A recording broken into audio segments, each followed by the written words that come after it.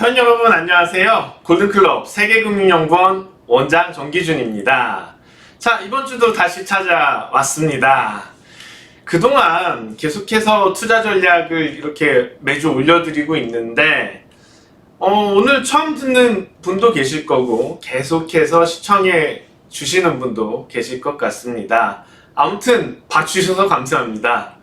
자, 오늘 이렇게 활짝 웃으면서 인사드릴 수 있는 이유? 시장이 많이 올랐죠. 그동안 제가 투자 전략하는 때는 항상 안 좋았어요. 그러니까는 제가 목요일날 녹화를 해서 금요일날 올려드리는데 금요일에 안 좋거나 아니면 목요일에 안 좋았었어요. 그러다가 이제 지난주부터 좀 달라지는 것 같고 이번 주까지 최근에 좋아서 좀 이렇게 활짝 웃으면서 인사를 드릴 수 있네요. 아무튼 좋습니다. 시장이 오르니까요. 코스피 지수가 좀 쉬었다 할까 쉬었다 할 듯 하면서도 계속 올라가고 있고 코스닥도 마찬가지고요. 어쨌거나 이달 들어서 국내 주식 시장, 해외 주식 시장 전체 통틀어서 글로벌 증시에서 강한 모습이에요. 물론 뉴욕 증시도 나쁘지 않았고 중국 쪽도 나쁘지 않았고 유럽도 좋고 선별적으로 다르긴 하지만 이런 상황에서 더 또 부각되는 모습이 보여요. 코스피가. 근데 이제 너무 많이 하락했기 때문에 그동안 상대적으로 또 많이 하락한 부분이 있기 때문에 이런 것도 있지만 어찌 되었거나 많이 떨어졌다가 회복을 하니까는 다행이고 또 올라가니까는 좋은 건 사실이죠.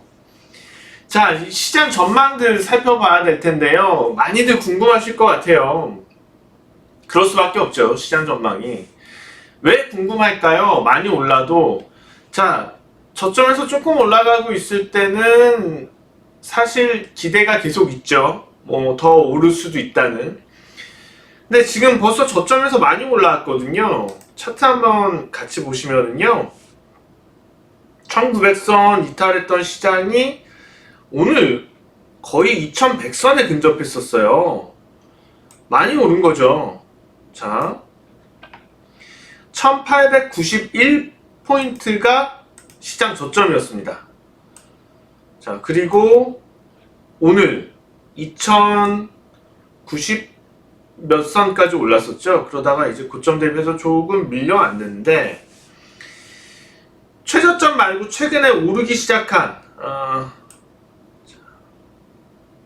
8월 중에 저점 이후에 오르기 시작한 것만 보더라도 벌써 150포인트 넘게 올라왔습니다. 어떻게 보면은 거래일로 따지면은 짧아요. 그렇게 길지는 않아요. 거래일로 따졌을 때. 그 기간 동안 이렇게 많이 올랐다면은 어떤 투자자라도 부담을 느낄 수밖에 없어요. 기술적으로는 그래요.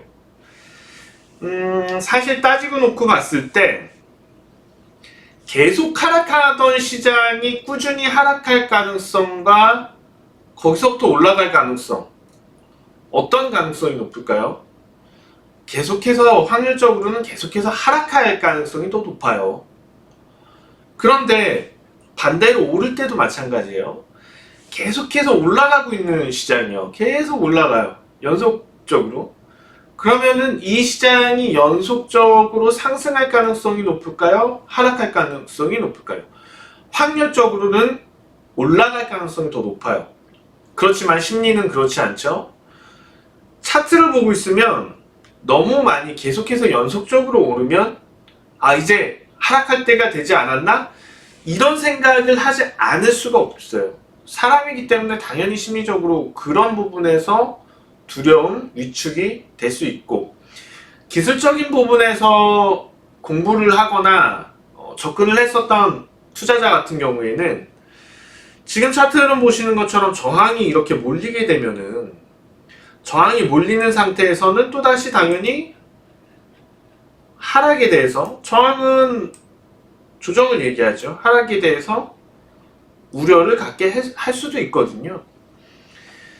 그래서 지금은 투자자들, 특히 개인 투자자들은 저점에서 150포인트 이상 이렇게 올라왔는데 단기적으로 너무 많이 올라서 이제 조정이 오지 않을까? 이런 생각을 가질 수밖에 없고 여기서 쉽게 매수가 나가기가 어려운 게 사실이죠. 자, 코스닥으로 한번 넘어와서도 보실 텐데요. 코스닥도 저점 대비해서는 참 많이 올랐죠. 꾸준하게 착실하게 올랐어요. 540포인트까지 떨어졌던 게 지금 벌써 몇 번 640포인트 지수예요. 지수예요. 지수가 지금 16%가 두 달도 안 되는 시기 동안 16%가 오른다는 거는, 이거는 참 코스닥을 보고 있으면은 대단하네요. 지수가 이렇게 움직인다는 것 자체가. 자, 물론 맞아요. 지금 위치 단기적으로 다시 코스피로 넘어와서 보실 텐데, 어떤 측면을 생각해 볼 때 단기적으로는 저항대들이 많고, 그리고 올해 이 매물대가 포진된 가격권 분명히 맞아요. 조정 가능성이 높아지고 있다. 그거는 근데 시장이 올라가면 올라갈수록 조정 가능성이 높다는 거는 당연한 거죠. 근데 그 조정 시기가 언제냐? 그리고 당장 그 조정이 확실히 올 거냐? 이거는 아까도 말씀드렸지만 확률적으로 따졌을 때 연속적으로 오를 때는 더 여기서 하락할 가능성보다는 오를 가능성이 확률적으로 높다는 거죠. 그렇다면은 지금은 우리가 단순히 기술적으로만 보고 여기서 이제는 조정이네, 아니면 여기서 더 오를 거네를 따질 건 아니라는 거예요. 엄밀히 말하면 몰라요. 그건 단순히 차트만 보고, 그렇다면 시장 여건 상황들을 뒤에서 또 봐야 되겠죠. 국내 주식시장이 급락했던 배경들을 생각을 해보자고요. 국내 주식시장이 급락한 여러가지 복합적인 원인들이 존재하죠. 우리가 기억하고 있는 모든 많은 악재들이 사실상 반영이 됐던 거예요. 먼저 중국, 미국 무역과 관련된 얘기 당연히 있었을 거고, 그 다음에 일본 화이트리스트와 관련된 부분들도 분명히 존재를 했을 거고요. 그와 더불어서 주변에 여러가지 유럽 쪽 얘기들도 잠깐 있었을 거고, 국내 경제 상황, 그리고 기업 업황 상황, 이러한 부분들도 존재를 했을 거라는 거죠. 자, 이런 복합적인 요인들이 시장의 심리를 악화시키고 시장을 급락을 시켰던 거고, 사실 지금 뭐 하나 시원하게 그 부분에 있어서, 그 악재 부분에 있어서 해결이 된 거는 없어요. 해결이 된 건 없지만 한 가지 좋은 건 투자 심리가 안정이 됐다. 달라진 것은 투자 심리가 안정이 됐다는 거. 투자 심리가 안정이 되면은 객관적으로 보지, 이성을 잃었던 부분들이 이성을 찾고 객관적으로 보기 시작하는 거죠. 그러면 실제 투자 심리가 무너지면서 우려들이 일시에 발생을 했고, 이 당시에 환율까지도 급등을 했고, 금융시장의 루머, 우려들 과장되었던 것도 다 알게 되었고, 과도하게 국내 주식시장이 하락했다는 것도 알게 되었고, 이성을 찾아가는 부분들, 이성을 찾아가는 부분들에서 또 달라지는 게 있어요. 이성을 찾아가게 되면서 합리적인 생각을 하게 되고, 그 합리적인 생각을 하게 되면은 저평가라는 부분이 보입니다. 저평가라는 부분이 보이게 된다면 전문 투자 집단에서는 저가 매수에 나설 수밖에 없어요. 이거는 지금 이런 반등이 일어나기 전 시장이 급락한 상황에서부터 투자 전략을 통해서 계속 얘기를 드렸던 점입니다. 심리가 안정이 되고, 심리가 안정을 찾았을 때 과도하게 하락한 부분을 다시 보상을 받고, 그러한 가운데 전략적 투자자들은 저가 매수를 시작하면서 가격은 오르게 된다는 거. 시장이 오르기 시작할 때 한 얘기가 아니죠. 시장이 이미 급락했을 때, 급락한 상태에서 투자 심리 최악에 있을 때 투자 전략을 통해서 드렸던 말씀이에요.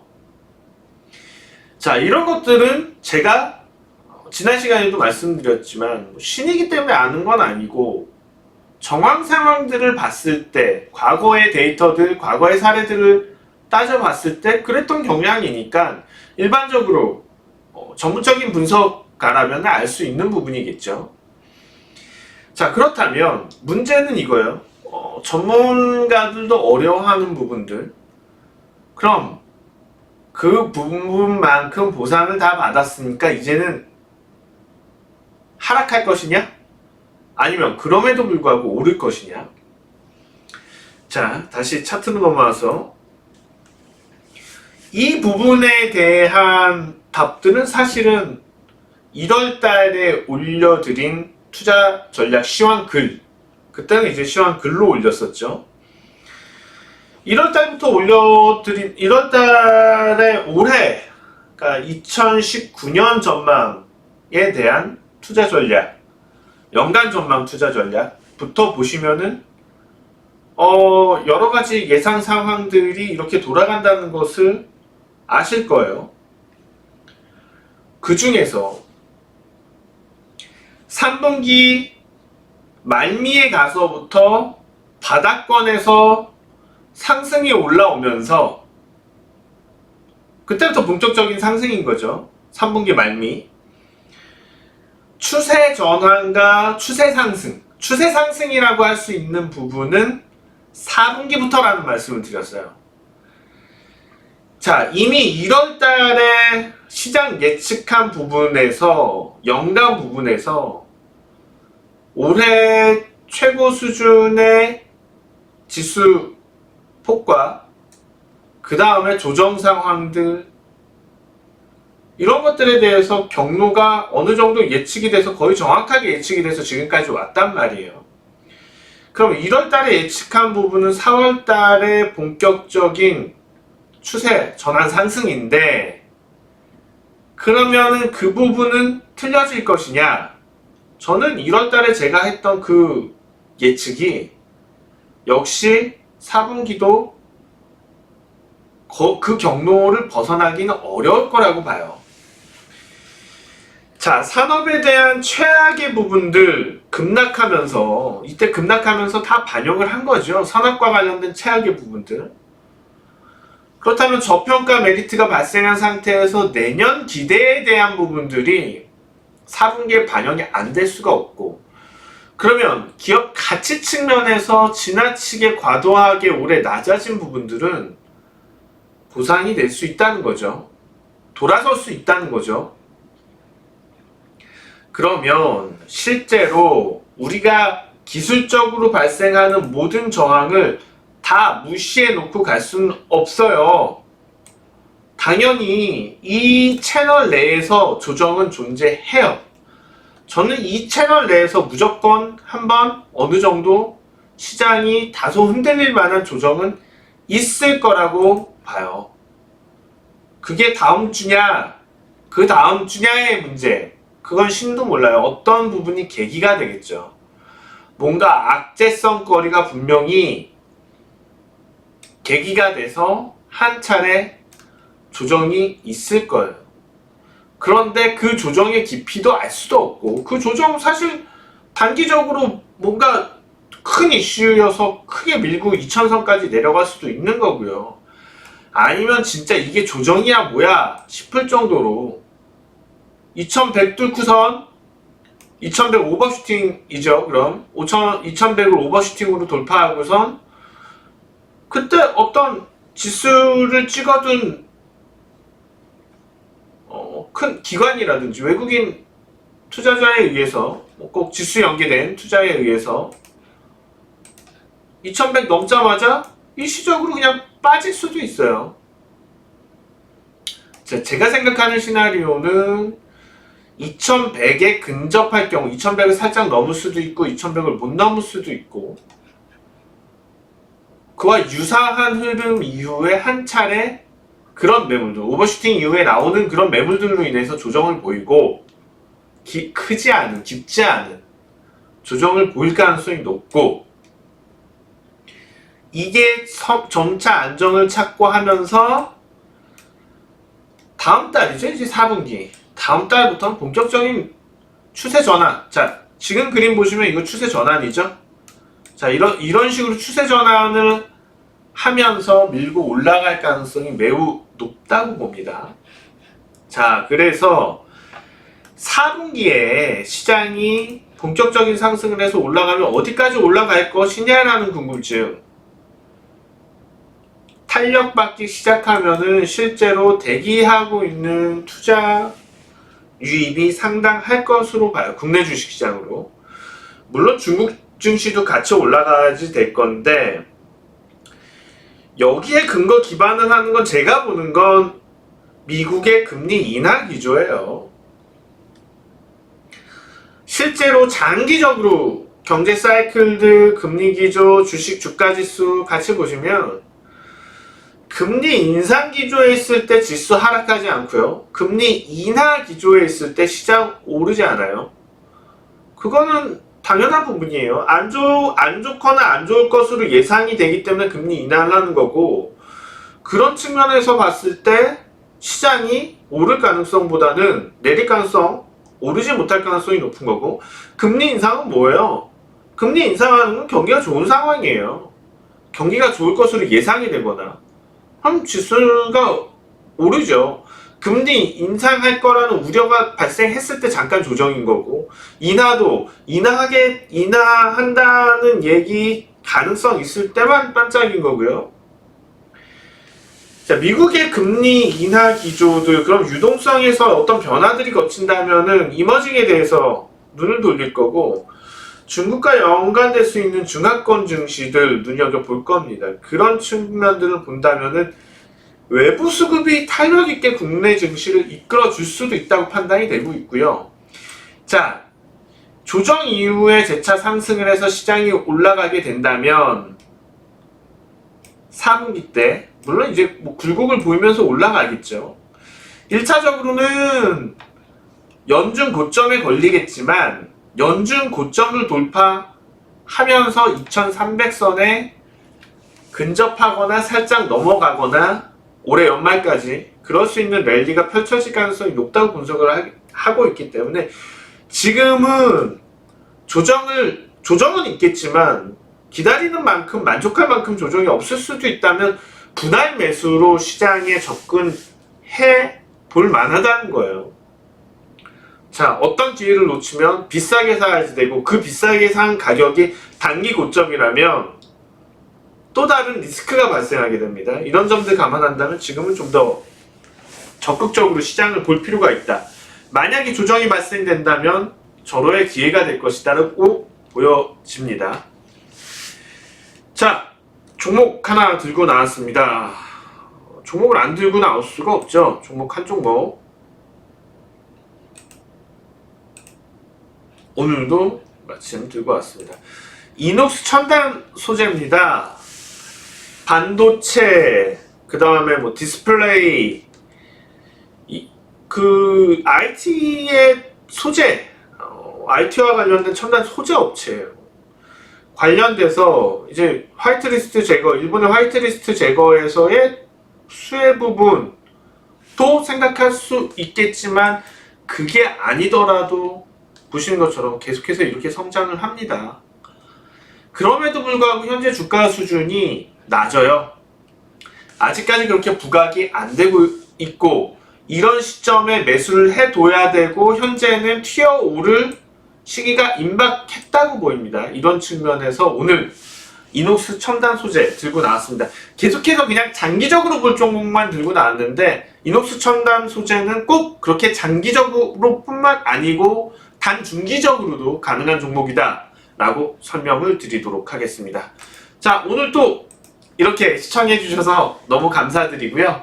저는 그러면은 다음 주에 다시 인사드리도록 하겠습니다.